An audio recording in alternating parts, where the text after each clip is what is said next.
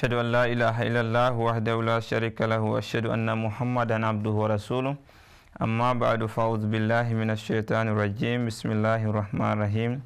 Dear viewers, Assalamu alaikum wa rahmatullahi ta'ala wa barakatuh. Welcome back to our program on MTA Kids Time. We are discussing about the Muslim prayer.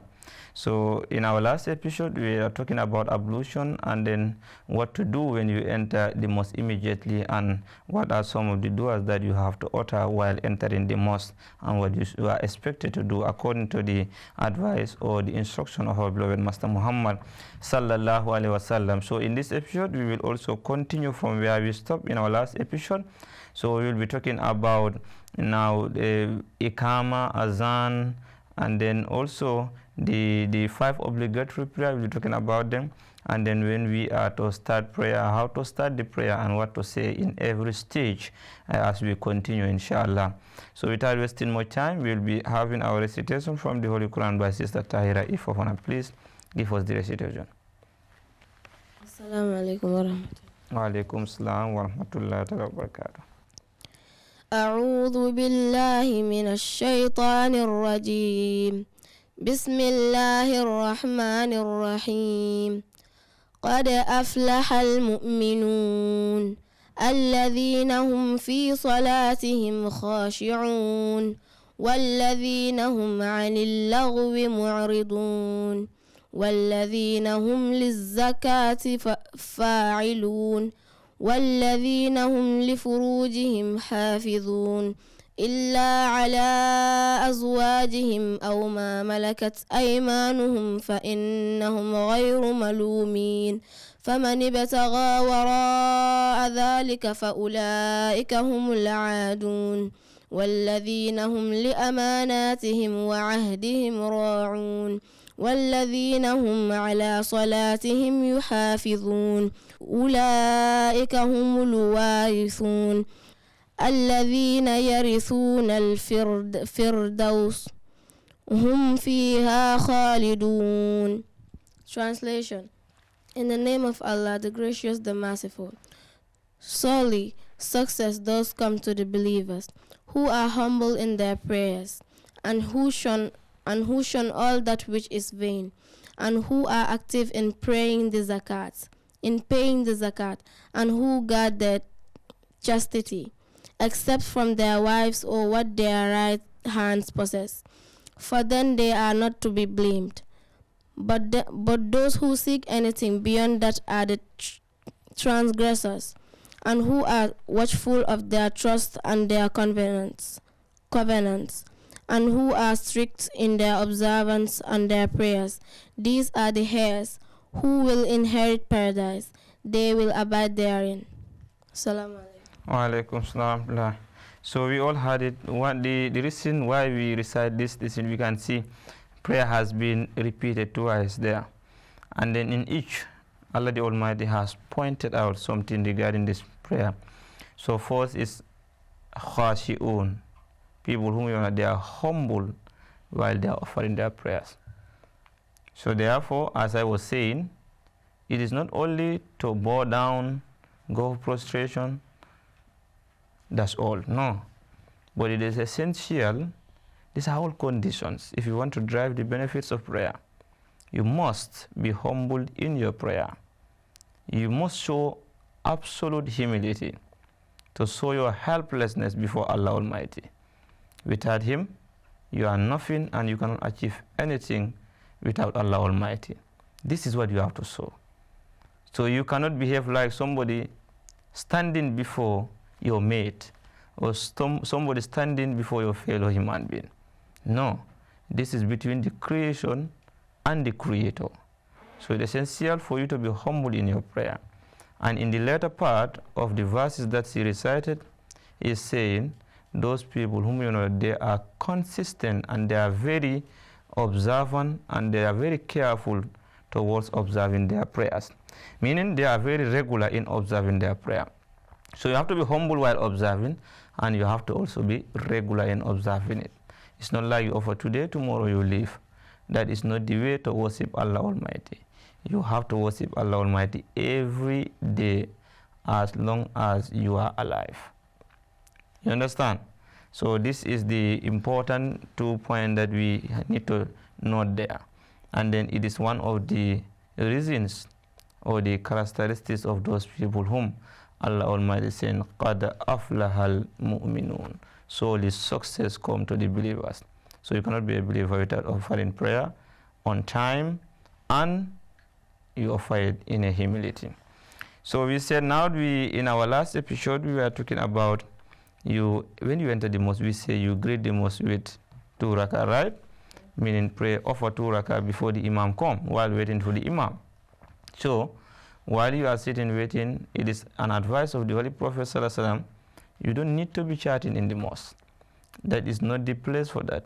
It's a place where you seek the pleasure and the mercy of Allah Almighty, and you ask for Him everything that is bothering you, right? To uplift it or to help you, provide you something that you are in need and no other one can provide apart from Him. So therefore it is essential for you to be constantly and fervently doing istighfar. Astaghfirullah Rabbi min kulli dhanbi wa atubu ilayh. O subhanallah, alhamdulillah, Allahu Akbar, la hawla wa la quwwata illa billahi al-aliyyil azim. These are all the words or statements that you can be saying while you are sitting in the mosque, and do constant zikr ilallah, remembrance of Allah in any matter, in any way you can do as much as possible. Then therefore when the imam comes, you are to start your prayer. But then we said azan, right? Azan also is there, that is called for people to know that it is time, not so. And we said there are 5 obligatory prayers. So can we name them? Can we name the 5 obligatory prayers? Yes, Ibrahim. Name 2 obligatory prayers for us, only 2. Assalamu alaikum. Wa alaikum salam. Fajr. Salatul Fajr. Salatul Zuhr. And Salatul Zuhur. Salatul Fajr is offered early morning, right? Salatul Zuhur is offered around which time? 2 o'clock. Around 2 o'clock. That is the time the Salatul Zuhur is compulsory. You have to offer your prayer at that time, right? Do you know anyone? Wa alaikum salam wa rahmatullahi wa barakatuh. Asr and Maghrib. Asr and Maghrib. Ibrahim has mentioned Fajr and Zuhur. He mentioned Asr and Maghrib. One is remaining, right? What is that? Yes, Aisha. Wa alaikum salam. Isha. Isha. So these are basically the 5 obligatory prayer that you must offer them. And the Holy Prophet ﷺ went to the extent saying that if you cannot pray standing, then sit down. If you cannot sit down, lie down. If you cannot able to even to do any action, then if you cannot do all those things, then just do the action. If all those is not possible, just intend. So that means it is a must. There's nothing like, okay, I'm on journey, I can pause for prayer. Unless there's an exception for menstruating women, because they are not what? Clean. Those are the only people given exception for not offering prayer during that period. Apart from that, it doesn't mean that when you are sick, you cannot offer. As far as your mind is with you, you must offer prayer. Now, you understand? So those are the 5 obligatory prayer. We have to offer them. Fajr, Zuhur, Asr, Maghrib, and Isha. So after that, we also have Nawafil, we have Sunnah. Sunnah is what the Holy Prophet ﷺ normally observe. They are not compulsory, but they are very strong. As far as he is healthy and is alive, he offered them up to his last breath. So therefore also we should follow the Sunnah of the Holy Prophet ﷺ, because he is our role model and exemplary in the earth for every single believer, right? So from there, then we said about Iqama. Iqama, it is just to remind the people who gathered in the mosque that you can now get up and we start our congregational prayer. So if you are alone, you are not like let's say in your own house, you are praying alone, it is not necessary for you to do the Iqama, but you can just do the takbir, that is takbir tahrima, that is the first takbir, then you start your tawji and all the other things. So because Iqama, it is primary purpose to alert the people that let us get up and get ready to observe our congregational prayer. So if you are alone, you automatically know that you are ready to pray. So there's no necessary for you to be alerting others. You understand? So therefore, now you are starting your prayer. The first thing you do what? Takbiratul Tahrim. That is the first takbir. That is Allahu Akbar. And that first takbiratul Tahrim, it has a very important purpose why it is called takbiratul Tahrim.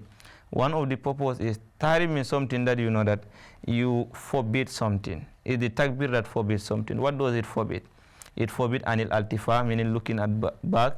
The moment you enter into your prayer, you cannot look back. There's a hadith, of course, which says that one of the companions, he said that before, when prayer was newly established, we normally pray with the Holy Prophet and sometimes we discuss our matters while we are in prayer.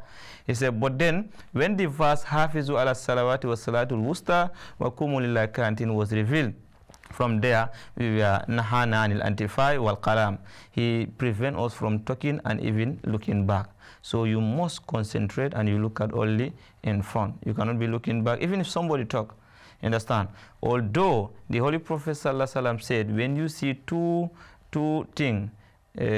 animals, that you should stop your prayer and go and kill them, or you make sure they are away from you.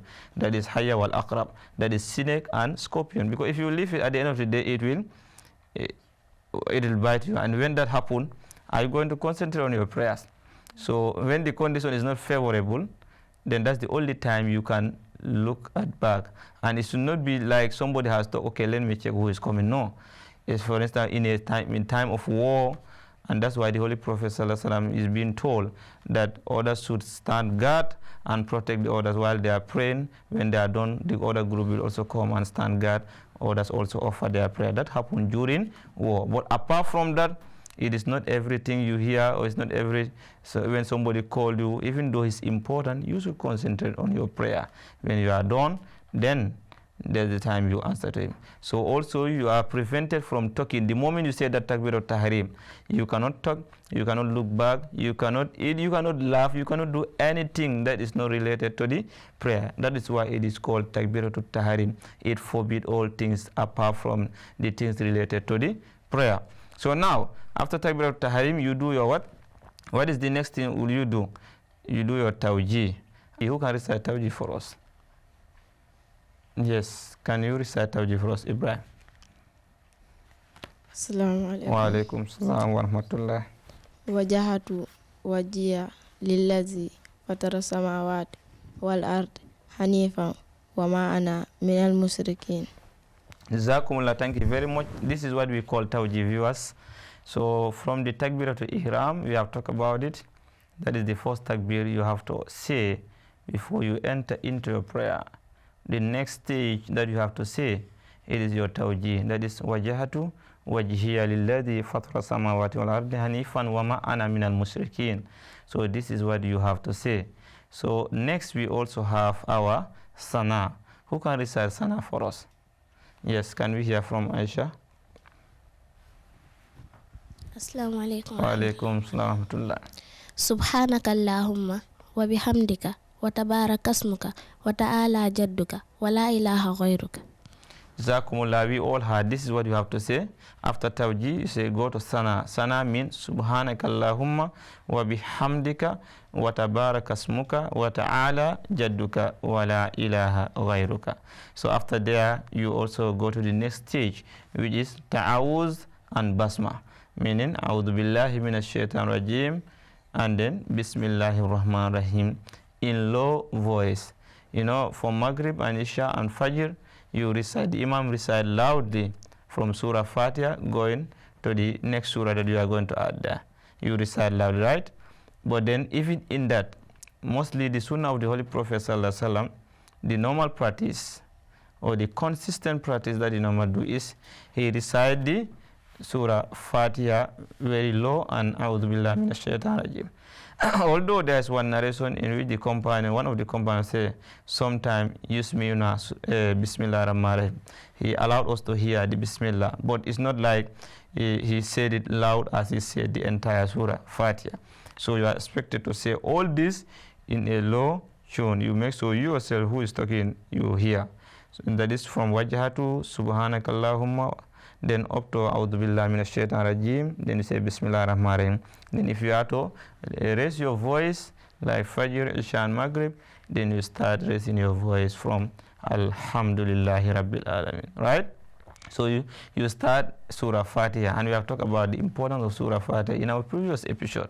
They call it what Ummul Kitab or Ummul Quran or Fatihatul Kitab. It has almost 7 good names that because of its importance, the key of the book or the mother of the book. These are all names given to Surah Fatiha, and without it, La salata liman lam yakra bi Fatihatil Kitab. That's what the Holy Prophet ﷺ said. You cannot have your prayer being accepted without reciting Surah Fatiha. I think that is virtually every individual who is a Muslim is expected to know this. And because of its importance, it is also, you can able to use Surah Fatiha in your entire prayer. So that's the only surah that you know that you have to recite in every single rak'ah, being sunnah, trawi, nawafil, or farla prayer, you have to recite. From there, then you recite another surah that is easier for you. Faqra'u ma tayassara min al-Qur'an. Recite what is easier for you, what you feel easy after Surah Fatiha. So thank you very much, viewers. This is what time allows us. So in our next episode, we will be talking about after Surah Fatiha, going to Ruku, going to Sujud, Qada, Jilsa, all those stages, and what to say in those one, inshallah. Thank you very much for your participation. Viewers, as you know, we are bounded by time, so this is what time allowed us in this episode. We were talking about Ikama, and then also we are talking about Takbiratul Tahrim, the first Takbir, Tawjih, Sana, and then Ta'awuz, and the importance of Surah Fatiha. We have talked about it. So in our next episode, we will continue in this blessed series, inshallah. Jazakumullah. I was your host, Said Sambaso. Until we come on your way here in MTA International Gambia Studio, Assalamu alaikum wa rahmatullahi ta'ala wa barakatuh.